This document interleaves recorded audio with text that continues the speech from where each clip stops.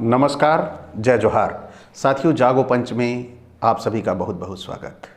साथियों, आज हम श्रेष्ठ जाति में पैदा होने वाले, श्रेष्ठ स्वयंभू बुद्धिमान जाति में पैदा होने वाले, जो जात से श्रेष्ठ हैं, अपने आप को धरती पर सबसे बुद्धिमान मानते हैं और अपने आप को श्रेष्ठ बताते हैं और दूसरे को नीच, हीन, तुच्छ बताने वाले, अछूत बताने वाले की आज हम ये कहानी लेके आए हैं कि वह कैसे श्रेष्ठ है और उनकी ये श्रेष्ठ कहानियाँ आप तक पहुंचाने का जो जिम्मा लिया है वो जागो पंच ने लिया है कि आपको पता लग जाए कि इन श्रेष्ठ व्यक्तियों की श्रेष्ठ कहानियाँ कैसे थी, कैसे ये समाज को बनाना चाहते थे, समाज में क्या करना चाहते थे, वह इनके इन्हीं ग्रंथों और कहानियों से पता चलेगा। तो साथियों, आज जागो पंच लेके आया है आपके लिए योनि तंत्रम की सीरीज में योनि तंत्रम का तृतीय पटल, जिसे श्री महादेव उवाच नाम के से शीर्षित किया गया है। तो साथियों, यहाँ पर महादेव जी बोल रहे हैं, वही मैं आपको बता रहा हूँ। मैं केवल यही कहूँगा कि यह अगर ईश्वर है, सच में ईश्वर है, तो ईश्वर के ऊपर ये सबसे बदनुमा ठप्पा इस श्रेष्ठ जाति ने लगाया है, ऐसा प्रतीत होता है, क्योंकि महादेव ऐसे गंदी बातों को बोलने के लिए कभी आगे ना आएंगे। अगर होते तो, क्योंकि मैं भी यदि भगवान होता तो निश्चित तौर पर ऐसा ना बोलता। तो आइए चलते हैं, देख ही लेते हैं कि महादेव बोल क्या रहे हैं। आइए, महादेव जी ने कहा, हे शिवानी, इसके बाद मैं सर्व प्रयत्न से गोपनीय विषय बोल रहा हूं, इसे तुम सावधानी पूर्वक सुनो। इस समस्त विषय को कदाचित मैं प्रकाशित न करता, इस बात को मैं बताता ना, प्रकाशित न करता, छापता ना, बताता ना, ऐसा महादेव कह रहे हैं। लेकिन अब इसे प्रकाशित करने से सिद्ध हानि और मंत्र हानि होती है, यानी किसी को पता चल जाएगा कि महादेव ने ऐसा कहा है, तो उससे जो है मंत्र है कमजोर हो जाएगा, उसकी सिद्धता में फर्क आ जाएगा। तो ये मैं किसी को बताता नहीं, लेकिन अब तुम हो, तुम मेरी अर्धांगी हो, रानी हो, इसलिए तुमको बता रहा हूं। तो प्रकाशित करने से मृत्यु निश्चित, अर्थात मृत्यु सुनिश्चित एवं समस्त कल्याण का विनाश हो जाता है। यानी जो मंत्र है उसकी वजह से पूरे समस्त जो मृत्यु सुनिश्चित है, यानी मृत्यु सुनिश्चित हो जाती है, निश्चित हो जाती है अगर हम ऐसा कर्म करते हैं, और समस्त कल्याण का विनाश हो जाता है अगर हम इस जो योनि की पूजा के बारे में बता रहे हैं, इससे गलत होता है। लेकिन मैं तुम्हें बता रहा हूं, तुम्हारा विशेष आग्रह है, तुम तो मेरी अर्धांगिनी हो, तुमसे बताने में कोई डर नहीं है। लेकिन फिर आगे क्या कह रहे हैं, योनि तत्व से उत्पन्न तंत्र ही तंत्रों में प्रधान है। यह तंत्र सर्व प्रकार गोपनीय होने से भी केवल तुम्हारे प्रति अत्यधिक स्नेह के कारण ही मैंने इसे प्रकाशित किया। मैथुन के प्रति जिसकी घृणा, अब यहाँ पे गौर करिएगा किस प्रकार से इन्होंने इसमें स्पष्ट किया हुआ है। तो निश्चित तौर पर भगवानों ने बड़ा अच्छा ज्ञान देने का काम किया है, लेकिन हमारा ये जो श्रेष्ठ जाति में पैदा समाज है, इसको अपनाता नहीं, इसको करता नहीं। अगर ये लोग पूजा करते तो हम लोग भी देख के पूजा करते, लेकिन ये लोग पूजा करते नहीं, छिपा के पूजा करते हैं, और जो उसमें से अमृत भगलिंगर अमृत निकलता है, ये लोग उसको ग्रहण करते हैं, हम लोगों को दिखाते ही नहीं, बताते ही नहीं। लेकिन हमें इनकी इन चाल को समझना होगा कि हमें दिखाते नहीं क्यों हैं, आखिर ये अकेले क्यों करते हैं। तो इसको समझने के लिए जब इनकी पुस्तक आप तक पहुंचेगी तो इनकी मनोदशा भी पता लगेगी कि इनकी मनोदशा आखिर है क्या। आगे चलते हैं। तो योनि तत्व के उत्पन्न तंत्र ही तंत्रों के प्रधान है, और तंत्र सर्व प्रकार से गोपनीय होने से भी केवल तुम्हारे प्रति अत्यधिक स्नेह के कारण ही मैंने इसे प्रकाशित किया है। मैथुन के प्रति जिसकी घृणा, रक्त और रेत पान में जिसकी भ्रांति एवं साधनों में जिसकी भेद बुद्धि, अर्थात जिस स्थान पर इष्ट देवी तथा साधक का एकात्म और अभितंत्र बोध नहीं होता, वह व्यक्ति महापापिष्ट होता है। वह दुरात्मा, शक्ति मंत्र उपासक, महामाया को छाग, मेष, पाठ वेद वचन अनुयायी के अनुयायी, महिष नर, रुरु यानी काला मृग विशेष, नकुल, उष्ट्र, गो, अश्व, गज, शिवा, सिंह, कच्छप, गृधव प्रभृत बलि द्वारा भक्ति भाव से पूजा करने पर भी कहाँ गमन करेंगे, अर्थात वह पापिष्ट निश्चय ही नरक गमन करेंगे जिनकी मैथुन के प्रति घृणा होती है। वह कहाँ जाएंगे? वह तरह तरह की योनियों में पैदा होंगे और वह नरक को जाएंगे। इसलिए योनिपीठ की पूजा नितांत आवश्यक है। और योनिपीठ के दर्शन मात्र से ही साधक के कोटि कुल का उद्धार हो जाता है। यानी आपने शक्तिपीठ की पूजा कर ली, यानी पूजा ना करिए, दर्शन मात्र से ही अगर आप सुबह सुबह उठकर दर्शन कर लें, ये हमारे श्रेष्ठ जाति वालों की बात है, वो लोग जब इसका दर्शन कर लेते हैं तो उनका कोटि कुल का उद्धार हो जाता है और वह स्वर्ग को सीधा जाते हैं। इसीलिए ये लोग हमें ये सारी चीज़ें बताते नहीं है। सुबह सुबह उठते हैं सारे श्रेष्ठ जाति में पैदा होने वाले और दर्शन करते हैं, उसका उद्धार अपना कर लेते हैं, हमारा उद्धार नहीं करने देते। लेकिन अभी पुस्तकें पढ़ रहे हैं तो हमारे जो साथी हैं उद्धार अगर लेना चाहें तो वो श्रेष्ठ जाति से संपर्क करें, वो पूजा करवा देंगे अपने यहाँ और आप उद्धार को आप पा सकते हैं। अब चंद्र और सूर्य ग्रहण काल में भी जो व्यक्ति योनिपीठ की पूजा करे और योनि तत्व द्वारा तर्पण करे, वह व्यक्ति जन्म मुक्त हो जाता है। बरबस ही इनके जो ये लेख हैं हंसी ले आते हैं कि कैसे जो इनके अंदर की भावनाएं थी उन पुस्तकों में अलौकिक बताकर ये रिप्रेजेंट कर दी। इसे ये नहीं बताया कि इसमें काम शास्त्र भरा हुआ है कि कैसे आप संबंध बनाओगे, कैसे आप जीवन यापन करोगे। अगर इसकी बात करते तो ये बात समझ में आती, लेकिन इसे डिवाइन बताकर महादेव और पार्वती को शामिल कर दिया इसमें। ये पार्वती और महादेव यदि हैं तो उनके ऊपर पक्का मोहर ठप्पा लगा रखा है कि उन्हें बदनाम करने का इनकी साजिश है।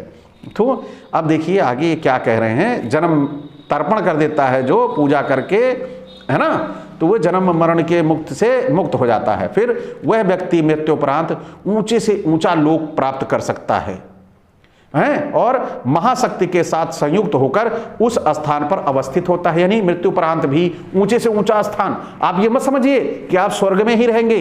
अगर आपने योनिपीठ की ढंग से पूजा कर ली तो निश्चित तौर पर आप कहां पहुंचेंगे?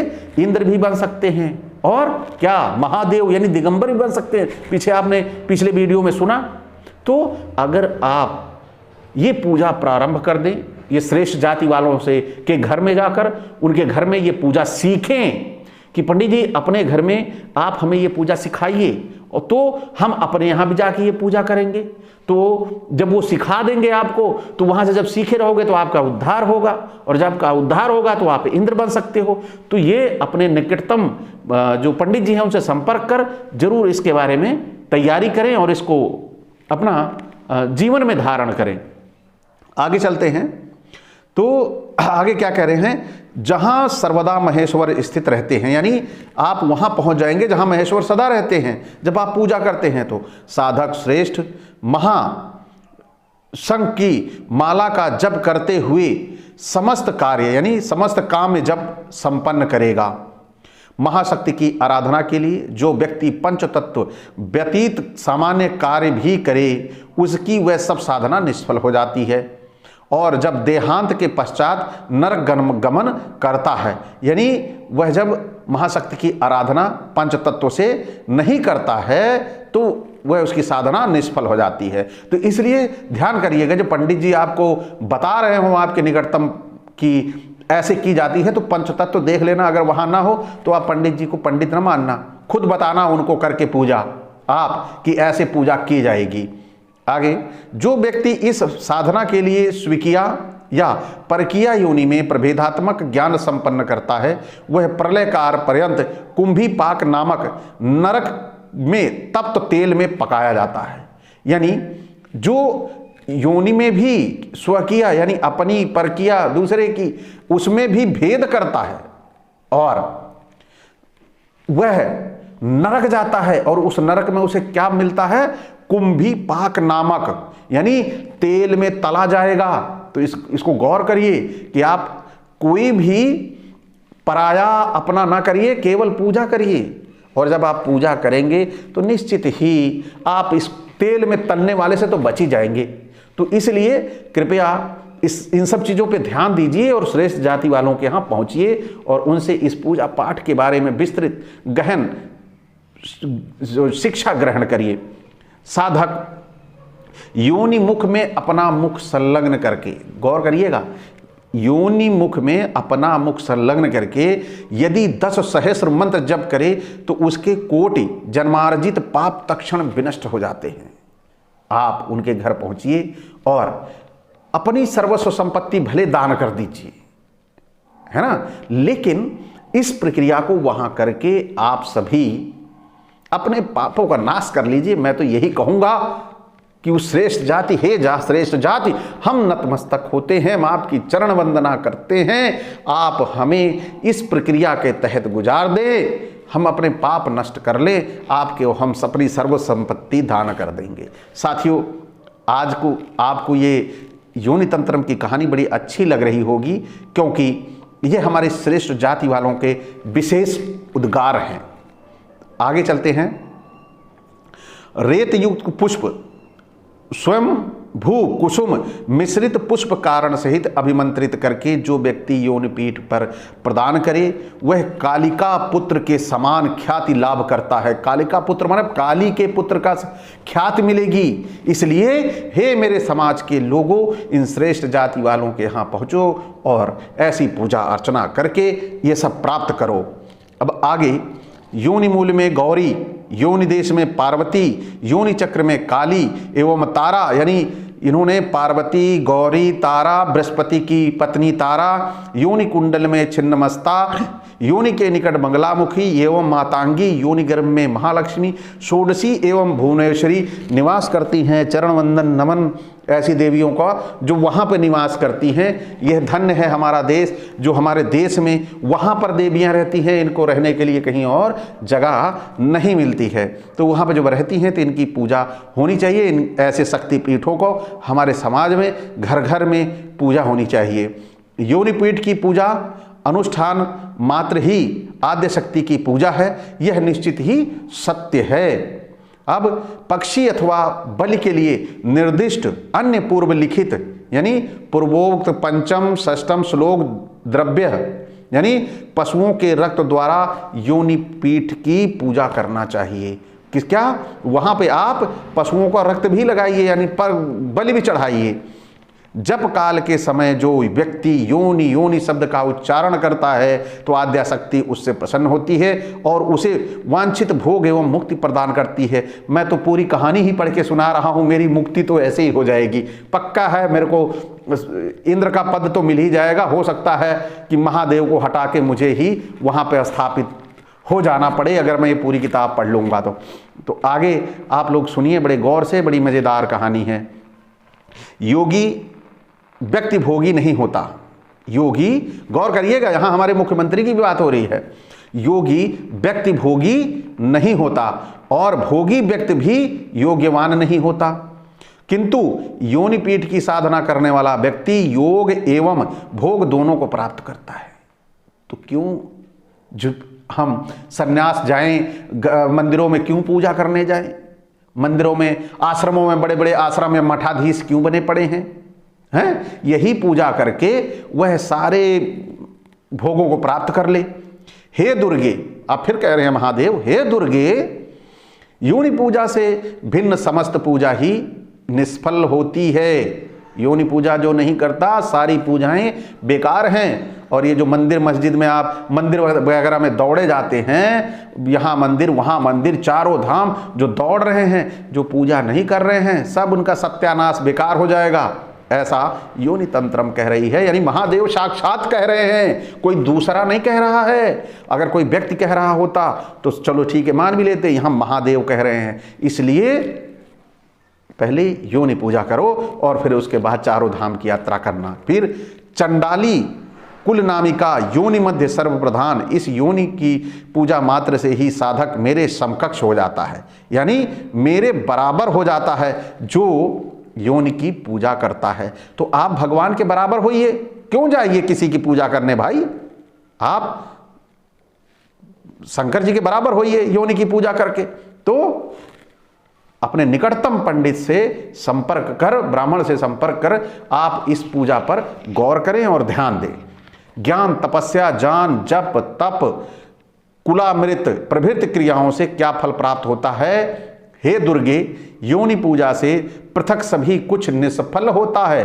यानी ज्ञान, तपस्या, दान, जप, कुलामृत, ये सारा जो है ना, ये सब बकवास है। योनि पूजा से पृथक कुछ भी सब मतलब कुछ निष्फल होता है। तो सबसे पहले योनि पूजा जरूरी है।